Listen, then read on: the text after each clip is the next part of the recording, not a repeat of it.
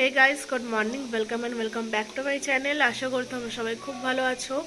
আজকে Sunday 22nd of December আর প্রচণ্ড ঠান্ডা, মানে বাইরে এখনও রোদ ওঠেনি, 9:30 বাজে, পুরো কুয়াশায় ঢাকা একদম বাইরেটা। আর আজকে গোটা দিনটায় কি করলাম তো তোমাদের সাথে সেগুলো সব শেয়ার করব। ভিডিওটা শেষ অবধি দেখতে থাকো। যদি ভালো লেগে থাকে তাহলে please to like, comment, share আর সাবস্ক্রাইব। পাশে থাকা বেল আইকনটা ক্লিক করে অল করে নিও। তো চলো আজকে দিনের শুরুটা করা যাক। প্রচণ্ড ঠান্ডা, তো চলো শুরু করি, তোমরা ভিডিওটা দেখতে থাকো। কোথায় যাচ্ছি সেটা তো বলাই হলো না। আসলে আজকে সানডে, আর সানডে সকালে থাকে আমার ড্রয়িং ক্লাস, সেখানেই যাচ্ছিলাম। বাইরের ভিউটা দেখে আশা করি তোমরা বুঝতেই পারছো কতটা ঠান্ডা ছিল। সামনে কি আছে কুয়াশায় সেটাও বোঝা যাচ্ছিল না। মাঝ রাস্তাতেই এই বাচ্চাগুলোর সাথে দেখা হয়ে যায়। তো দেখো, একজনাকে ডাকাতে সবাই তাকাচ্ছিল। আর এই যে যাকে এখন দেখতে পাচ্ছ, এর নাম শেরু। আমি যেই সোসাইটিতে ড্রয়িং শিখতে যাই ও এখানেই থাকে। ও খুবই সুইট একটা বাচ্চা। আমি প্রত্যেক সানডে যখনই যাই তখনই ও এখানে থাকে। আর এত ভালোভাবে চিনে গেছে, আমি যখনই যাই এরকম এক্সাইটেড হয়ে যায়। তো ওকে একটু আদর করে আমি চলে এসেছিলাম সোসাইটির ভিতর। আর এবারে তাড়াতাড়ি আমি ওপরে যাব, কেননা এতটাই কুয়াশা ছিল, বেশ ভালোই ঠান্ডা লাগছিল। বাইরেটা জাস্ট দেখো তোমরা, কিচ্ছু দেখা যাচ্ছে না, মানে পুরো কুয়াশায় ঢাকা। কেউ বিশ্বাসই করবে না তখন 10টা বাজছিল। যাই হোক, চলো তাহলে এবারে যাওয়া যাক ড্রয়িং ক্লাসে। এখানে এসেই তোমাদের সাথে আমি কয়েকটা আর্ট ফর্ম সবার শেয়ার করে নিচ্ছিলাম, অবশ্যই তাদের পারমিশন নিয়ে। আর যতটা পেরেছি তোমাদের সাথে শেয়ার করার চেষ্টা করেছি, আশা করি তোমাদের ভালো লাগবে। আর তোমরা যদি জানতে চাও সেদিনকে আমি কি ড্রয়িং করেছিলাম, তাহলে আমাকে কমেন্ট বক্সে অবশ্যই জানিও। নেক্সট দিন আমি ভালোভাবে তোমাদের সাথে শেয়ার করব। তো এখন ওই 11:30 মতো বাজে। বাইরেটা দেখতেই পাচ্ছ আগের থেকে অনেকটা ক্লিয়ার হয়ে গেছে, একটু রোদও উঠেছে। পুরোপুরিভাবে ক্লিয়ার হয়নি যদিও বা।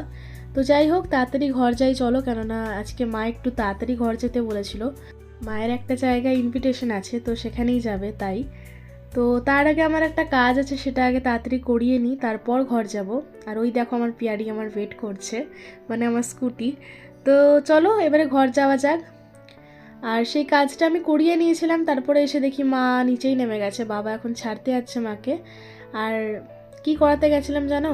আসলে পার্লারে গেছিলাম, কেননা আইব্রোতে এতটাই বাজেভাবে গ্রোথ হয়ে গেছিলো, সেটাকেই ভালোভাবে সেট করতে গেছিলাম। এরই মধ্যে আমি ঘরে এসে ফ্রেশ হয়ে তাড়াতাড়ি একটা হেয়ার প্যাক বানিয়ে অ্যাপ্লাই করে নিয়েছিলাম। আজ যেহেতু সানডে, তাই জন্য সেলফ কেয়ার তো খুবই দরকার। তো এটা বেশিক্ষণ রাখিনি, ওই আধা ঘন্টা মতো রেখেছিলাম, তারপরেই ধুয়ে ফেলেছিলাম। তো ওই আধা ঘন্টার মধ্যে আমি ফেস প্যাকটাও অ্যাপ্লাই করে নিয়েছিলাম। এখন আমাকে দেখতে একটু ভূতের মতো লাগছে যদিও বা, তো একটু অ্যাডজাস্ট করে নাও গাইস। সেদিনকে আমি পুরো ফুল একদম সেলফ কেয়ারের মুডে ছিলাম। তো এই ফেস প্যাকটাও আমাকে ওই 10 থেকে 15 মিনিট মতো রাখতে হতো। তো যেহেতু আমার হেয়ার প্যাকটা লাগানোই আছে, তো সেম টাইমেই আমার দুটো কাজ একসাথে হয়ে যাচ্ছে। টাইম ওভার হয়ে গেলেই আমি ভালোভাবে ফেসটা ক্লিন করে চলে আসবো। আর তোমরা জানি না কতটা ক্যামেরায় কি রেজাল্ট বুঝতে পারছো, বাট অনেকটাই ট্যান রিমুভ হয়েছিল। আমি যেহেতু সামনাসামনি দেখছিলাম তাই বুঝতে পারছিলাম, এবারে ক্যামেরায় কতটা কি বোঝা যাচ্ছে আমি জানি না। তোমরা কি কতটা বুঝতে পেরেছো অবশ্যই কমেন্ট বক্সে আমাকে জানিও। এরপরেই আমি চলে যাই হেয়ারটা ওয়াশ করতে, ভালোভাবে ফ্রেশ হয়ে চলে আসি। আর জানি না তোমরা বিশ্বাস করবে কিনা, এই হেয়ার প্যাকটা লাগানোর পর থেকে আমার চুলটা প্রচণ্ড সিল্কি হয়ে গেছে। আর ইভেন কি ড্যান্ড্রফের যে প্রবলেমটা ছিল সেটাও অনেকটা কমে এসছে। তোমরাও যদি চাও এই হোমমেড হেয়ার মাস্কটা ট্রাই করে দেখতে পারো।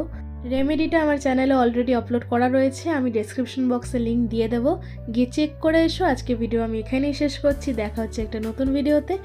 ততদিন সবাই খুব ভালো থেকো, সুস্থ থেকো, টেক কেয়ার।